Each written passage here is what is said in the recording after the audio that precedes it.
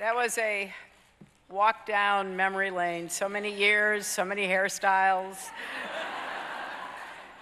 It is wonderful being with you tonight. I have to say, I am still kind of in the grandmother glow. 6 months in, it's better than a spa treatment. I highly recommend it. But if there's anything that can compete with it, it is a room full of women and men who recognize the importance of making sure that all of our people have a chance to live up to their God-given potential. And if that includes running for office, running campaigns, standing up and being an advocate, then Emily's List has been on the right track for 30 years, and let's hope for 30, 100 more until we're no longer needed. Now, I want to answer one question right at the start before it stirs up Twitter. Over the years, people have read a lot of different things into my pantsuits.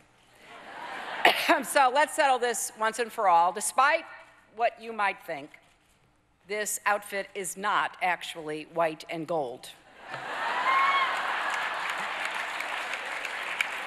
I must say that gave us all a little bit of amusement in the middle of our days, and I can't tell you how many people I have been with who've held up the pictures and asked me. Blue and black, white and gold. You know, I believe in freedom of thought, free expression. The internet is the great enabler.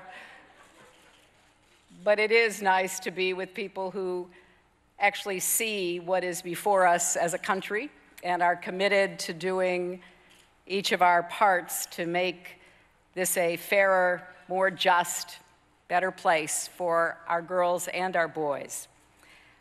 I want to start by thanking Stephanie.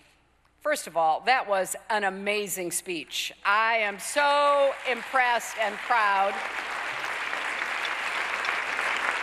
And the fact she could get Al Franken, my friend of decades, elected to the United States Senate tells you everything you need to know about what an extraordinary person of patience Stephanie is, but she has led this indispensable organization into the 21st century with such savvy and class. And she took the baton from Ellen, and she has run faster and farther than we could have hoped, growing, as Al said, from 400,000 members to more than 3 million. And today, under Stephanie's leadership, Emily's List is bigger, stronger, younger, and more diverse than ever.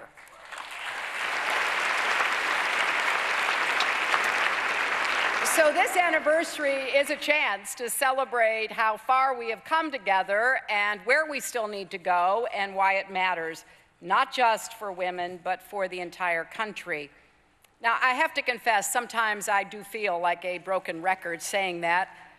I know there are still some people who roll their eyes when I or others say that women's issues are America's issues, but they're just going to have to get used to it. I'm going to beat this drum as long and loud as it takes to be part of the chorus that so many of you have been in for so many years. And it's important for us to remember what it was like for women in politics before Emily's List. It's not just that the playing field wasn't level. Women were barely in the game. They couldn't often even get into the arena where the game was being played. And that's the genius that inspired Ellen, who decided to shake things up. On that day in 1985, when she gathered those friends in her basement, none of them could have known exactly what kind of impact they would have. But they did know something very important. They knew that when women participate in politics, the effects ripple out far and wide, and they knew that our country is full of brilliant, talented women ready to step up and lead. And who better to prove that than a 4-foot, 11-inch spark plug named Barbara Mikulski.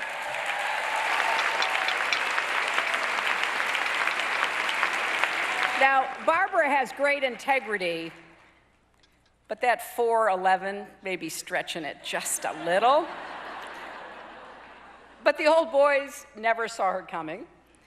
And with the help of Emily's List, the voters of Maryland not only saw her, they elected her again and again and again. Barbara's victory in 1986 was a turning point for this organization, for women in politics, and certainly for the United States Senate. She blazed a path forward. And among her many accomplishments, one that I am particularly grateful for, was when she forced the Senate to allow women to wear pantsuits on the floor.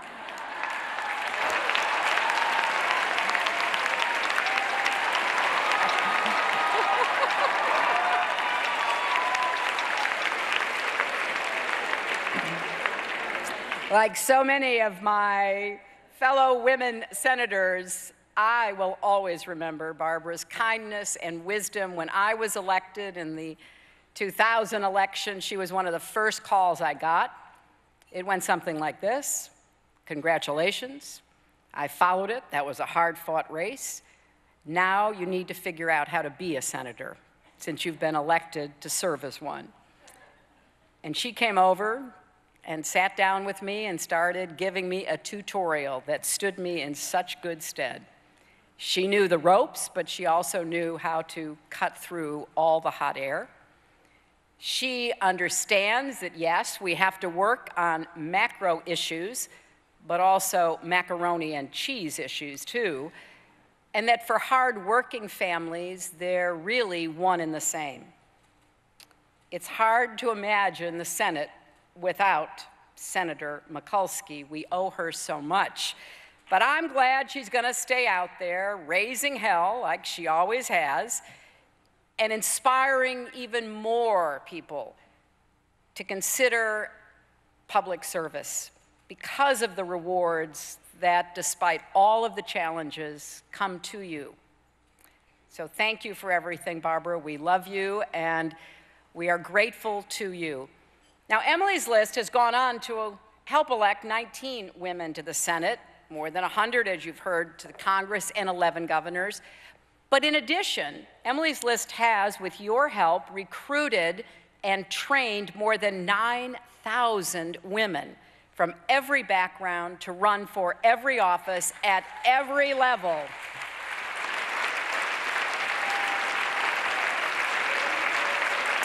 And aren't you proud to see governors like our wonderful Maggie Hassan from New Hampshire and Gina Raimondo leading the way? Don't you love seeing Nancy Pelosi stand up against efforts to play politics with our security? Nobody fights harder for middle-class families day in and day out than Nancy does. And didn't it make you want to cheer when it was a coalition of women senators who finally broke the logjam during the last government shutdown? Or when Patty Murray showed that it is still possible to build relationships in Washington when she worked out a budget deal with Paul Ryan. Now, Emily's List helped make all of that happen. It's because of you that Kirsten Gillibrand can lead the fight against sexual assault in the military. It's because of you that Elizabeth Warren can work to hold Wall Street accountable. It's because of you that Barbara Boxer can defend the rights of women to make our own reproductive health care choices. And of course, it's hard to believe we're losing both the Barbaras. That will, I hope, inspire more women to run, to follow in their footsteps. I will always be grateful that I got to serve alongside so many terrific pro-choice Democratic women senators. Emily's list was there for all of us. And as exciting as the past 30 years have been, think about the future. Wasn't it amazing to hear from Ayanna Pressley and Stacey Abrams?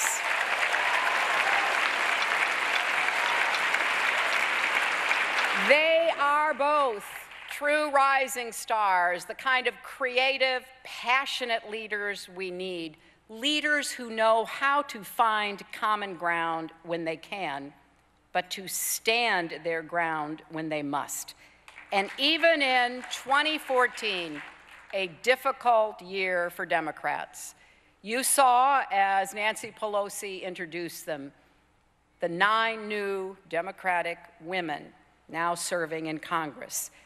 So all of these women certainly fill me with hope about what we can accomplish together, and also remind me that we're not just standing up for women, but for all people, and for our families, our communities, our country, and indeed, the kind of world we want for our children. We're fighting for an economy that works for everyone and includes everyone. That is the only way to achieve broad-based growth and prosperity in a world that is growing more competitive and interdependent every day. We can't leave talent on the sidelines, given the pressures and challenges we face. Not women, not the millions of young people who are out of school and out of work, not the long-term unemployed, not everyday Americans who've worked hard for years but find it tougher and tougher to get ahead. As Secretary of State, I spoke around the world about a new participation age, and that's what we need here at home as well.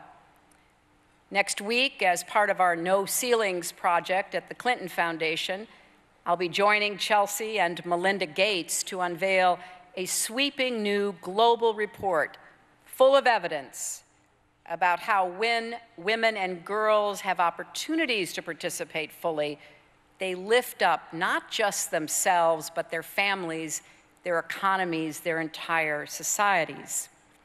We know that women moving into the workforce in large numbers helped America's economic growth over the past 40 years. The average family in our country would be earning $14,000 less, and our gross domestic product would be about $2 trillion smaller if those women hadn't gotten jobs and paychecks. But unfortunately, today, there are too many policies and pressures that make it harder for parents, men and women alike, to work while also raising a family. Many parents don't have access to sick days or paid family and medical leave. It's hard to find quality, affordable child care. Work schedules are too often far from predictable or flexible, and sometimes simply unfair, taking advantage of low-wage workers. And it still is an outrage that so many women are paid less than men for the same work. Now, these are not just problems for women. They are problems for families and for our entire economy. I mean, let's be honest here. Our families look different than they did decades ago, and so do our jobs. Many families today depend on 2 incomes to make ends meet, and 40% of mothers are now the sole or primary breadwinners. That's a fact of life that we have not yet fully embraced. So when any parent is shortchanged, the family is shortchanged, and if you go all the way up the ladder, our economy is shortchanged. When I talk with men about this, I ask them to think about if their wife or sister or daughter or mother is getting taken advantage at work, then they too are suffering because of that. This is everyone's fight. We have to fight it together. We have to win it together. And that means making sure women have the legal tools they need to demand fairness at work and real transparency that makes accountability, enforcement, and negotiation possible. As a nation, we know that the American middle class was built in part by the right for people to organize and bargain on behalf of themselves and their colleagues. And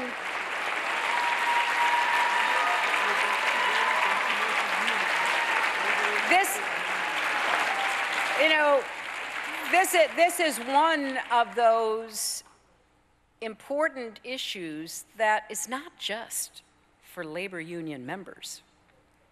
This is an important issue for everybody who works, because if there is not a balance of power in the workplace, everybody will suffer. So we have to get our economy to reflect the realities of 21st century America. And we're not doing that. We're not doing that when the hard work of women and men across our country is not rewarded with rising wages, but CEO pay goes up and up no matter what. It's not happening when the biggest corporations can exploit tax havens overseas, but small businesses are held back by outdated red tape. It's not happening when workers have to jump from job to job in a dynamic market, but often have to leave the benefits they have earned behind. It's not happening when so many young people worry that no matter how much education they get, no matter how hard they work, they won't be able to afford to pay for college or the middle-class lifestyle that their parents and grandparents enjoyed. Across our country, Americans feel the ground shifting under their feet. So many of the old jobs and careers are gone or unrecognizable, and certainly the old rules don't seem to apply anymore, and the new rules are not at all clear. Thanks to President Obama, we have fought our way back from crisis and recession, but there's still so much anxiety and uncertainty, and the gains we have made are real but fragile, and we have to regain a sense of security and confidence. If we want to find our balance again, we are going to have to work together to build that 21st century economy, creating more and better jobs with higher wages that will make it possible to afford a middle-class life, helping more people start and grow small businesses, and investing in the innovators and entrepreneurs who will create the new jobs of tomorrow, providing our kids and our adults with the education and skills they need for lifelong learning in order to compete, changing the way we do business so that Americans have the flexibility and support to be both great workers and great parents, and making Washington work again, not just for those at the top who have access and influence, but for the everyday Americans whose grit and hard work drove our comeback and have always been the backbone of our prosperity. We have to get back to investing for the long term in the things that matter most. Human beings first and foremost.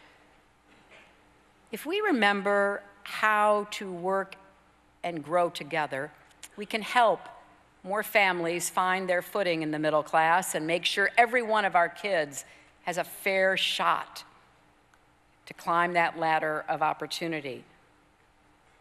Yes, Emily's List has always supported pro-choice Democrats, but if you look at the agendas of those pro-choice Democrats from City Hall through the Congress, we can see that they also stand for the kind of positive prosperity that has made it possible for so many of us to leapfrog our grandparents and our parents. Now, recently, we've heard Republicans trying to sing out of the same hymnal, talking about income inequality. It's like watching the end of Casablanca. Oh my goodness, people are talking about it. Round up the usual suspects. Well, in fact, we do not want to discourage their newfound interest, but we're not buying that old trickle-down economics that didn't work before and can never work again because it defies arithmetic and reality. So we welcome them to come with their ideas, and we will match them. And that's what elections should be about. Elections should be contests of ideas. And I think Emily's List has proven that in that contest of ideas, women who are willing to enter the arena, well-equipped in some great measure by the support they get from Emily's List, can make their case, can be elected. And when I think in my own life history, I'm like so many of you in this room and others whom I've met across the country. My grandfather was a factory worker, started at the age of 11, worked until he was 65, and got to retire. His son, my father, went to college, was a small businessman who worked really hard and made a good life for us. My mother had a terrible, abusive childhood, had to leave at the age of 14 to go to work in order to support herself, having been abandoned by both her parents and her paternal grandparents, never got to go to college, but had a spark of resilience that kept her going and gave her the capacity to create a family filled with love and support. When I hear stories like Ayanna's and others, I nod my head, and I saw a lot of other heads nodding. Because just as she had a mother whose voice still echoes in her head, so did I. And how fortunate I was, and how we want that to be the experience of all of our children. Along life's way, you get a chance to make millions of decisions. Some of them are big, like do you run for office?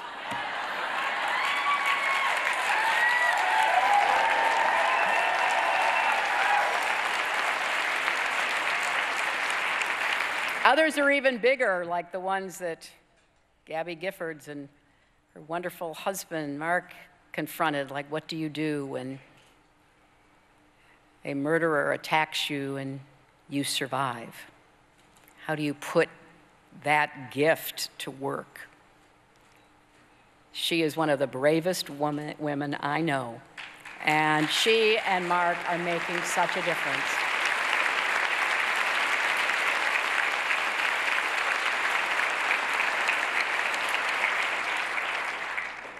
So we have, as Stephanie reminded us, a lot to do in the next 20 months.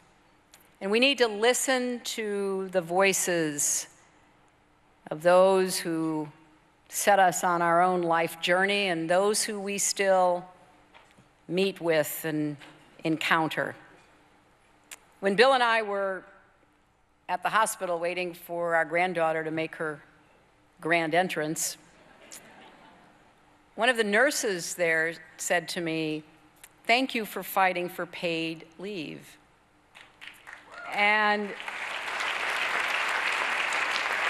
I looked at her and I thought, here she is taking care of other people's babies and having to worry about what happens when her child gets sick and how she makes all of that work. Her words stayed with me. You know, I remember being a young mother and having all of the balancing acts that we all have to do. And I remember one morning getting ready to go to court, and my babysitter was sick, and my daughter was sick, and I was calling desperately to find somebody to come.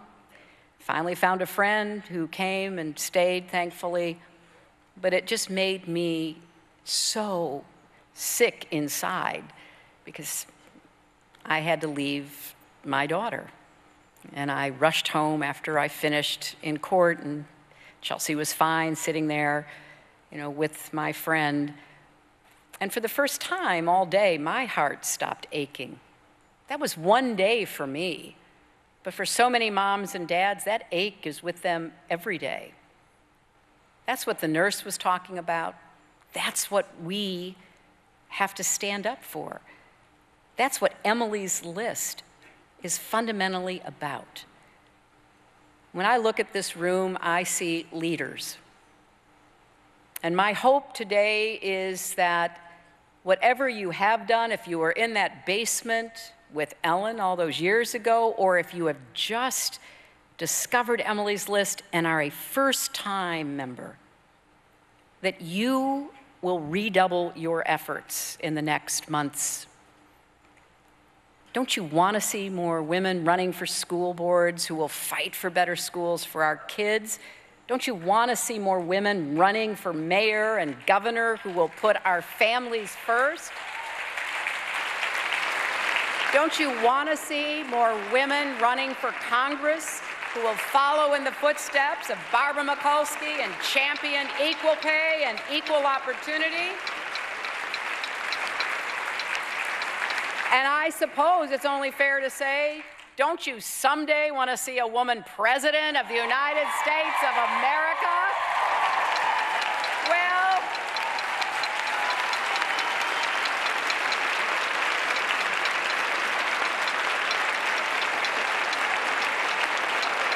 in many ways, all of these questions can only be answered by you. So please be recommitted. Recommitted to Emily's List. Do everything you can to help us organize. Take up Stephanie's challenge. Spread the word. Talk to each other. Let's make this a movement. Let's be sure that we do all we can to fulfill the vision of Emily's List. The women who have gotten out there in the arena, those who have won and those who have lost, and I've done both. You actually learn more from losing. But stand with them, stand for them, and be sure that it's not just an evening like tonight, but a commitment every day, because there is so much at stake. I'm grateful that Emily's List has been there for 30 years, and I am so appreciative to all of you who have made that possible. Now we just have to resolve that it probably will be even harder. The stakes couldn't be higher for American women, American families, and America's future. We are truly at a turning point, but I'm absolutely convinced we can wage these struggles and emerge victorious, not just for the women who run, but for all those who will benefit from their commitment, their victories, and make sure we go from strength to strength. Let's keep up our pressure, let's understand what we're facing, and let's go forth and win some elections. Thank you all very much.